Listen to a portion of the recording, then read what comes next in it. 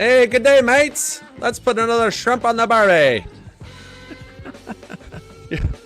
You're listening to US Home Talk. We are live every Wednesday from noon Central Standard Time, talking about real estate, talking about mortgages, talking about current events here in Minnesota, South Dakota, and throughout the entire U.S. And with me today is Jason Walgrave. He's no stranger to the show. Jason Walgrave with Walgrave Real Estate Group. I'm Mike Overson with Luminate Bank. We do this podcast. It's real estate and mortgage podcast, like I said, every Wednesday at noon Central Standard Time, answering your questions, talking about the current topics going in our real estate industry. We do have a couple ways that you guys can connect with us during the show and connect with us at any time during the week. If you want to watch the show live, you can go to any podcast service that you use and just search for US Home Talk and we'll pull up there. You can go to our website, ushometalk.com.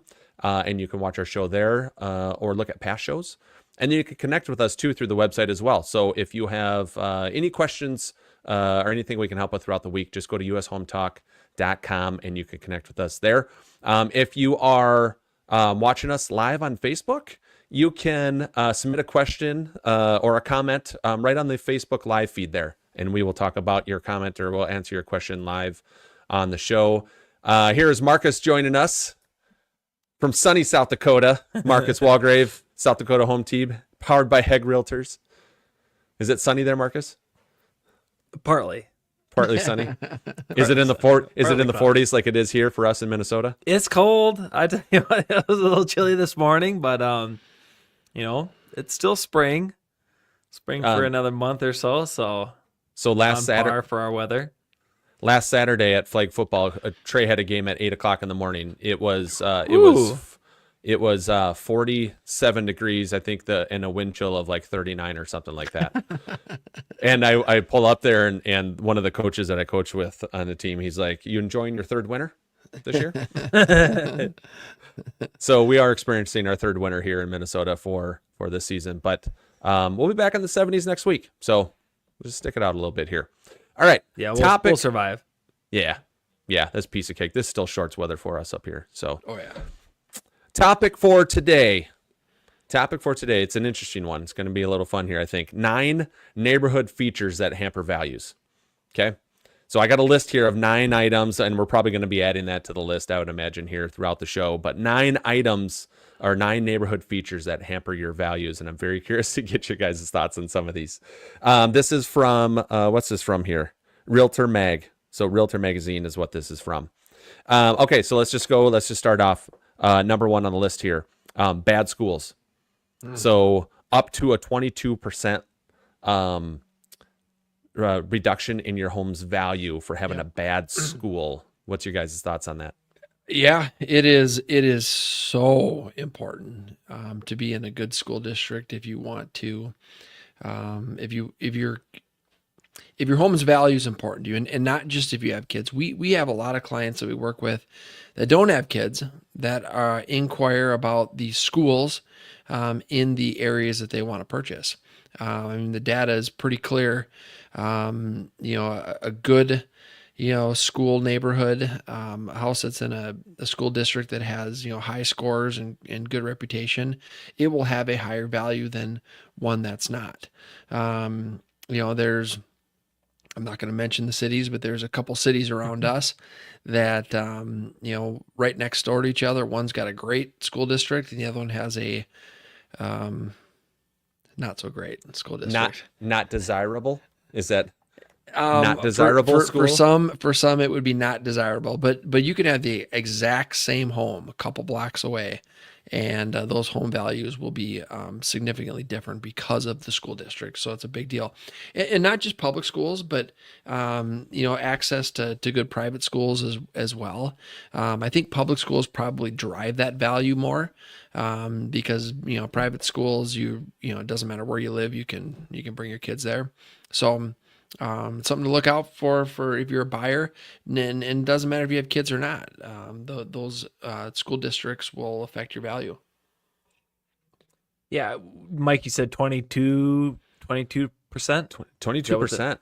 Yeah. Yeah, I mean, first hearing it, it seems high. It seems high, but I think to Jason's point, I mean that American culture, family is number one in importance, and so school and education in our country is so important. So I mean it doesn't surprise me. It surprised me a little bit, but I guess not so much. You're not falling off your chair. No, I was thinking like 15% is kind of what I was, what I was expecting to hear, but 22 a little bit higher, but justifiable, I think. Mm-hmm. Yeah, I actually experienced this firsthand. I had a closing 2 months ago where it was a smaller neighborhood. It was kind of boxed in by major roads. So appraisers try not to go across like a major road or anything like that when they're doing an appraisal, because you got to, it's a different neighborhood. It's a different, value potentially by crossing major roads. So now we got this kind of boxed in area where this neighborhood was split in between two school districts. Okay. The purchase price on this one was $505. Okay. If you go into the other school district, right, there was two comps there that sold around the $545 to $550 range. No homes that had sold, though, on this side of the line of the school district where our subject property was, right? So the real estate agents were using the comps from those other ones. It's only 3 blocks away, same house, right? Different school district. So it's like, okay, well, there's comps right there, right? It's almost the exact same house, and it's right there. And the appraiser's like, it's completely different when you cross this line here because it's in a different school district. Yeah. So literally you had a house that was very, very similar to sell for $545. Ours appraised at $495. Wow. Because, and the main reason was the school district it was sitting in. Yep. 10%. So it does happen out there. We'll go to number 2. So the number 2 neighborhood feature that hampers values, probably up for argument on this one. Okay. This one's strip club.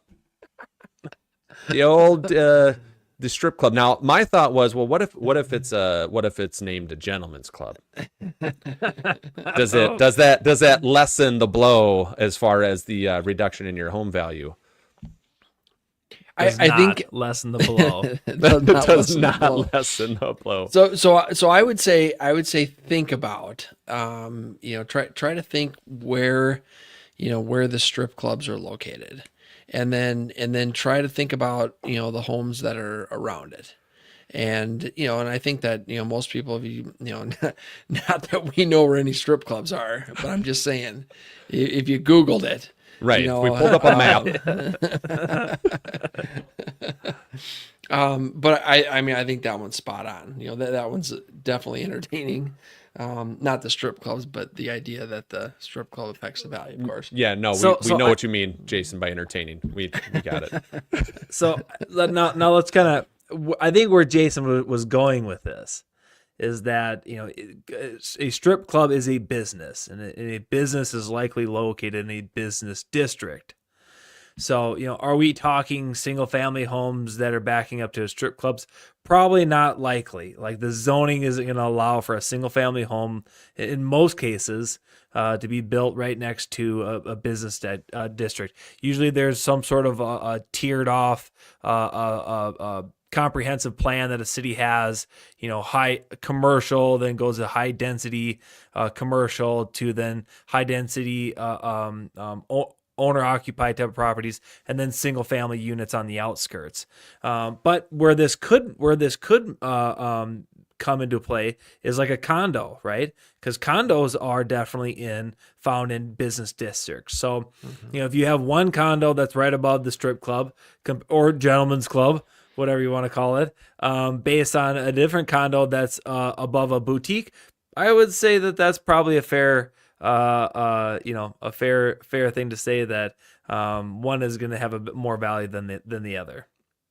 Do you guys want to take a guess at the percentage reduction in your value that a strip club has based on this report? 13%. 15%. 15? 15. It was less than the bad school district? Yeah. Hey. I would rather have a strip club next to my house than be in a bad school district, is what this is saying. That's what it's saying. Yes. Now there's an argument to be made here where maybe the strip club increases your values for the right buyer. right? Take the Yeah, take the condo, yes. take the condo buyer, right? The condo buyer, right? You think of downtown, right? Someone likes the downtown life. You got this and that. Yeah, you got a penthouse right on top of the old strip club that's down 15 floors. Might be worth a little bit more to that guy or It gal. might, or gal, it might be. It might be. So I think a lot of that would be marketing. How is it marketed? Are you Yes. marketing the lifestyle? Right? Lifestyle, Anyway. Let's go to so that was number 2. Let's go to number 3 here. Number 3, interesting. Number 3, higher renter concentration. Oh yeah. And that's at 14%. 14% reduction. So right there behind a strip club. Yeah, there's been a number of battles in townhome associations over the last decade, maybe a little bit longer, with the owners wanting to change the HOA rules and regs, specifically to either eliminate renters or put a cap on renters. And so I think there's a perception among most that homes will be nicer if they're owner occupied than if they're rented, and that's not always the case. But I think that a lot of folks think that, and so these homeowner associations they've made some they've made some effort into capping the amount of rentals in a particular development. I mean we've seen them where they're not allowed at all. Where they maybe started out allowed anybody that's got one currently as a rental, they're going to be grandfathered in. But I mean, you look at like Prior Lake, for example. They passed a city ordinance a number of years ago that doesn't allow short-term rentals. So you cannot VRBO or Airbnb, not allowed. The entire city. I think there was 5 or 6 properties that were already doing that, so they got grandfathered in. But I can see where that would affect values. Next, Definitely, let's go to a same issue in our state too, Jason, and more so on the west side of the state of South Dakota, because a lot of you have Deadwood, you got the Black Hills. Those are kind of vacational spots. And so there are communities. Yeah. Yep. There are communities that, some people are like, hey, we bought this little cabin because we wanted peace. We didn't want to have, the bachelor party coming in every other weekend. And so there was kind of that pushback. But it's kind of one of those deals. Especially in the state of South Dakota, where we are very property owner rights friendly. It's tough. It's tough to tell somebody what they can and cannot do with their property, and it's when you start dictating what somebody can do with their real estate, it's a very tough topic. Yep, be a slippery slope there for sure. All right, that was number 3. So number 3 is higher renter concentration. Number 4, homeless shelter. Yep, I can see that too. Yeah, I can see that too. I think that you're probably going to have more of that in bigger city areas. I mean, there's not as many homeless shelters in the smaller cities or smaller towns, but I could see where that that might deter some people from buying in that area. Absolutely, and that was 13% there. Wow. 13% with the homeless shelter. Let's go to number 5 here. Number 5, cemetery. 12% reduction, cemetery. I mean, you got quiet neighbors. That's my the thing. goodness. Yeah, you got some quiet neighbors. And usually the lawn's upkept, it's like the Lawn's landscape and upkept. everything. It's like Professionally. Professionally Upkeep. Yeah. professional maintenance on the grounds there. Yeah. That, Quiet that's Monday through Friday. that that one. That's a tough one. I mean, it would not bother me to live next to or close to a cemetery, but I definitely see how it could bother some people. But we grew up around cemeteries, so that probably has something to do with it. We spent years mowing the cemeteries and taking care of them. So that wouldn't bother me, but I could see where that would be an issue for some folks. Yeah, and that's 12%. Did I mention that? 12% for cemetery? 12%. That makes sense. I don't feel like I hear too many people have that much concern about a cemetery. I mean, it just 400 doesn't. So far, that's our smallest reduction in value, isn't it? 12%. Yeah. Cemetery, 12%. I mean, $400,000 house, your value is going to be 44 grand, Yeah. right? 48. I don't something like that. see that. Yeah, that seems a see bit high. I saw a house a number of years ago in was it Bloomington or Eden Prairie? But it was right on the bluffs, and a guy was thinking about selling it. So beautiful home on the bluffs, and so I'm looking at the house, and we kind of go in the backyard, and he points off in the corner of the lot. There's a pretty good sized mound over in the corner, and Indian burial grounds. And so that was pretty fascinating. I'm not exactly sure how they were even able to develop that land, but that was interesting. And so, I mean, it didn't bother him. I mean, I think that would be, man, I think that would cause more concern maybe than just your traditional cemetery. But, yeah, I think it really depends on the person. Yep. Yeah. Yep. That one's. Go ahead, Marcus. I was to say that kind of falls into territory like, because you don't know, you don't really know where the burials were. I mean, obviously there's a mound, so you know where that one is. Right. So there's just kind of the concerns of, okay, well, did when this home was built or this shed was built, did the previous owner know that, and was maybe a grave site disturbed, and nobody knows about it like that. But like cemeteries, I mean, there's a lot of laws and regulations in place for cemeteries and where they can be put up and built. So, I could see that being more of an issue than a typical city cemetery. Yeah. I mean, there's laws in place in Minnesota that if you're excavating or developing land and you come across remains, whether they're human remains or animal remains, most of the time you don't know. I mean, you're supposed to stop. Stop what you're doing, stop developing, and you got to get the state folks out to identify what it is that you uncovered. So, which I think those things are, good things to have in place.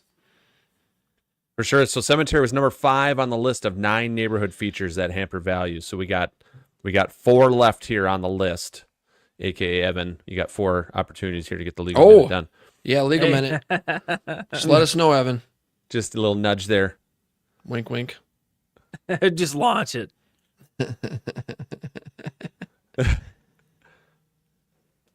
Legal minute. A common provision in a commercial real estate purchase agreement is a requirement that the seller provide the buyer with a copy of any Phase 1 environmental site assessment for the property. A Phase 1 environmental site assessment is a report prepared for a real estate holding which identifies potential or existing environmental contamination liabilities. The analysis typically addresses both the underlying land as well as physical improvements to the property. A proportion of contaminated sites are brownfield sites. In severe cases, brownfield sites may be added to the national priorities list where they will be subject to the U.S. Environmental Protection Agency Superfund program. The actual sampling of soil, air, groundwater, and or building materials is typically not conducted during a Phase 1. The Phase 1 is generally considered the first step in the process of environmental due diligence. Standards performing a Phase 1 site assessment have been promulgated by the EPA. If a site is considered contaminated, a Phase 2 environmental site assessment may be conducted, which is a more detailed investigation involving chemical analysis for hazardous substances and or petroleum hydrocarbons. This is Jeff O'Brien, attorney with Hush Blackwell, with the U.S. Home Talk Legal Minute.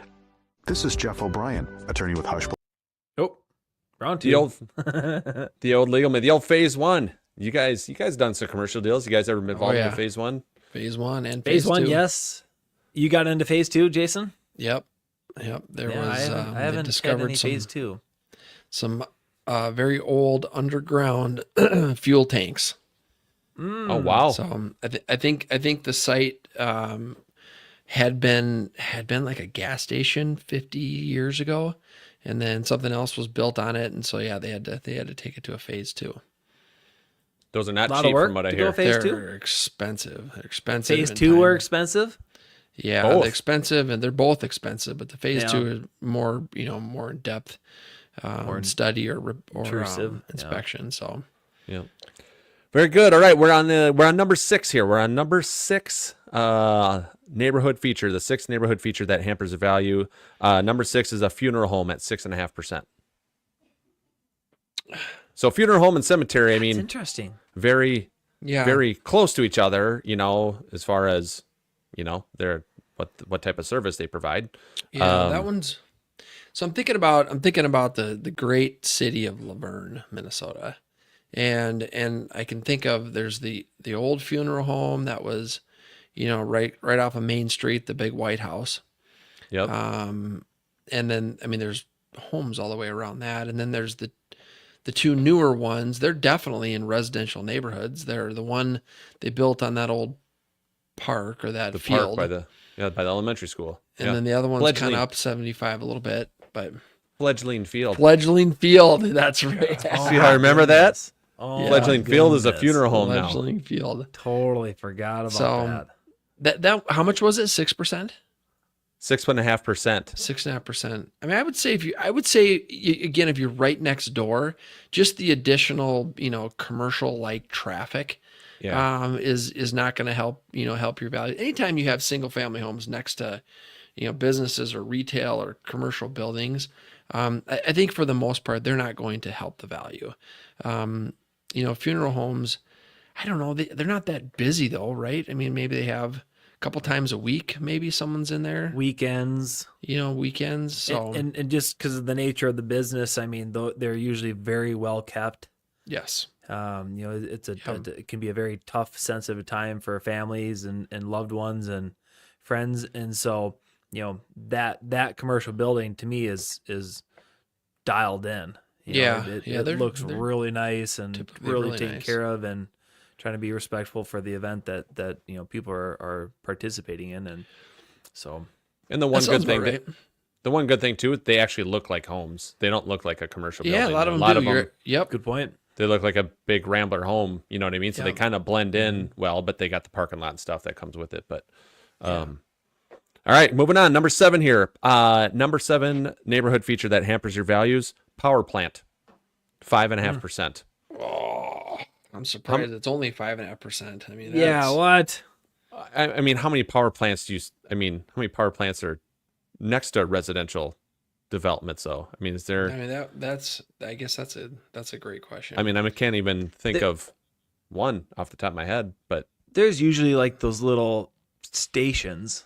yeah. Oh, power yeah, like- stations, Like the power Okay. plant stations where it has like a quarter of a lot and it's just wires and boxes and humming and transformers. I mean, yeah, transformers. Yeah. Thank you. Yep. That's birds okay. dead all That the way seems to around be- it. that makes sense. That certainly makes sense. The know, power That plant that I percent think of seems is low to me. yeah, it seems low. The one I think of is the giant one out. Is it Hastings? Right on the river. That thing is a monster. I think so. I think that's the one. I think I think I know what you're talking about. Evan agrees.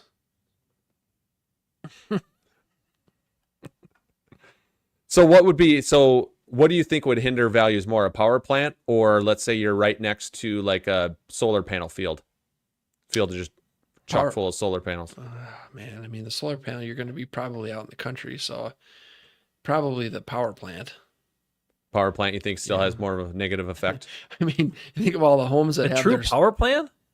I mean, that thing is an aggressive industrial. yeah, dude, the structure. lights, All and right. the Yeah, you got smoke smoke. coming out. Yeah, all the light time. is. I mean, you drive past those things in the middle of the night, and it's lit up like it's a Vegas Strip or something. I mean, that would have to be stressful. I think that would you say 6%? Well, power That plant's seems, 5.5 is what it says here. Man, I think that's low. So would you rather? So how about just one of those like the little stations, the power plant little stations with the transformers and stuff like that? Do you think that's more harmful to your values than being right next to like a giant solar panel field?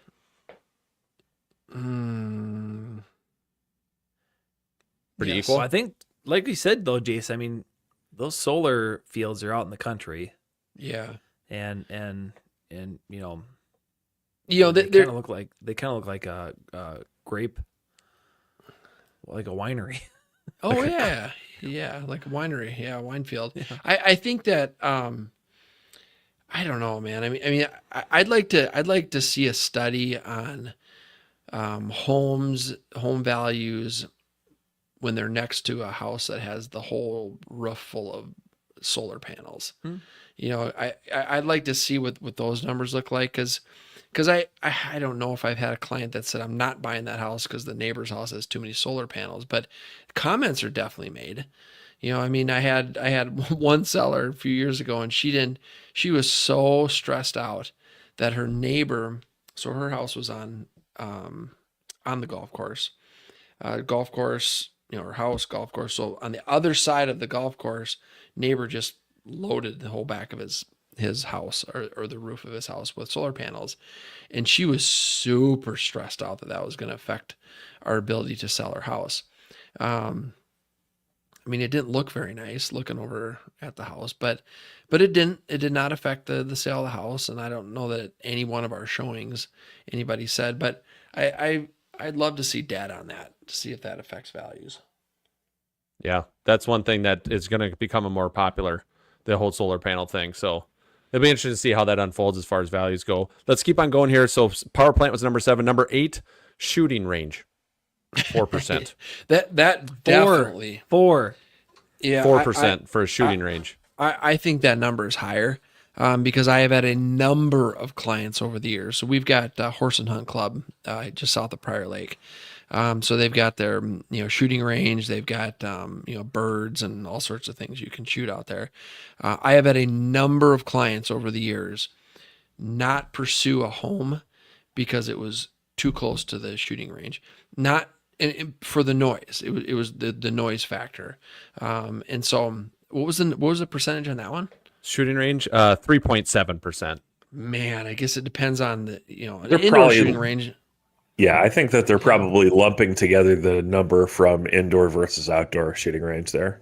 Okay. If you have an outdoor Yeah. shooting range, you have a lot of noise pollution. If you have an indoor shooting range, people will go, I didn't know there was a shooting range 3 blocks Exactly. away. True. So Yeah, exactly. So that's an interesting one. I mean, I've experienced that, firsthand on the outdoor ones I was showing the house and it's do do do do, do do do do. I mean, you can hear it, So, you're gonna get used to it. It's like anything else. It's like having a train track in your backyard. Eventually, it just turns into white noise if you live there long enough. But yeah, I can definitely see where that would affect value. Eventually, you'll learn to just sleep through the train horn coming through. In the middle of the night, you just sleep right through that. I don't think I do that routinely. I have a train that's like 2.5 blocks away. Comes through every morning at like 5. Doesn't matter. Can you hear it? Oh yeah. Really? Oh yeah. Can you feel it? Yeah, Feel does the it vibrate vibrations? the house? Can you feel it? No, it doesn't vibrate the house. They just blow their horn when they cross my street as required. Perfect. Get to awesome. work. Wake up, Evan. Wake up. It's your rooster. Evan's got a rooster. I remember somebody back in the day who had a custom horn on their vehicle. And that was I enjoyed that. I enjoyed that. I feel like trains should do that too.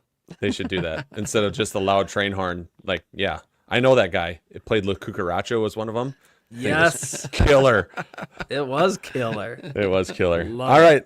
Last item on the list here, and I don't know if I'm surprised by this or not, but hospital is number 9 at 3.2%. Hospital in your neighborhood hampering your value at 3.2%. Oh man, I think it depends on how big the hospital is. I think of like St. Francis Hospital in Shakopee. It's built pretty much, there's single family homes, townhomes all the way around it. I just don't recall home values being any different from the homes that are, next door or a block or two away. I think that would change if you're talking about a monster, 10, 15 story hospital. But then like Marcus mentioned before, you're probably in more of a business or industrial, area anyway. So, I could see it.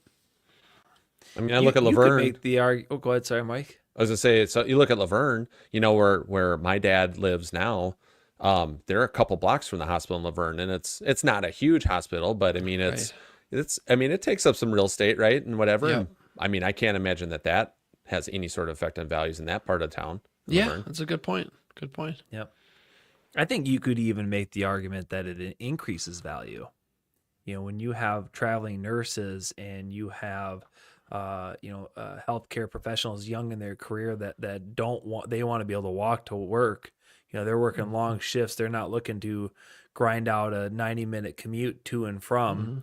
They want to be able to work. I know in my market, Sioux Falls, South Dakota, we have two really nice hospitals, and the homes that are near the hospitals, they sell fast and they sell for top dollar. Interesting. And a lot of them, even investors want to get their hands on them and have them be short-term rentals, to accommodate the traveling nurses and things of that nature. And so there's in my market, you could probably make the argument that it adds value. So interesting piece to, but kind of like you said, Jason, I mean, there's really big hospitals out there, but the really big ones seem to be, again, contained in some sort of business district area. So Area. And then that's probably again the noise thing, right? Ambulances, with their lights and their horns going and stuff like that, odd hours of the night. So that's probably the driver there. But like Laverne, I mean, I can't imagine there's too many ambulances pulling up there late at night. Obviously there's situations that happen, but you get to a like HCMC downtown in Minneapolis. I mean, that's there's probably a way more emergency type of traffic like that with ambulances and stuff than a smaller town like Laverne. But and later in the night too, right? I mean, probably not too many 2 a.m. events happening in Laverne, Minnesota, but I'm sure there's plenty of 2 a.m. events happening in the hospital that you just described. Right. So now you get that condo downtown, right? You're above the strip club. You got the hospital 4 blocks away. Power plant across the street. Power.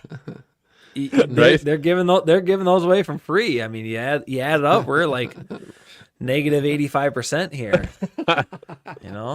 Yeah, and then you're on top of that, you're in a school district that might not be as desirable as the other, and then you got a free house there. They're paying you to live there. They're paying you. Oh, I love it. Well, that's our show for today. Thanks, gentlemen, for joining us. We'll be back next week, Wednesday at noon Central. Feel free to reach out to us at any point during the week at ushometalk.com. For Jason Walgrave, for Marcus Walgrave, I'm Mike Overson with Illuminate Bank. Have a great week.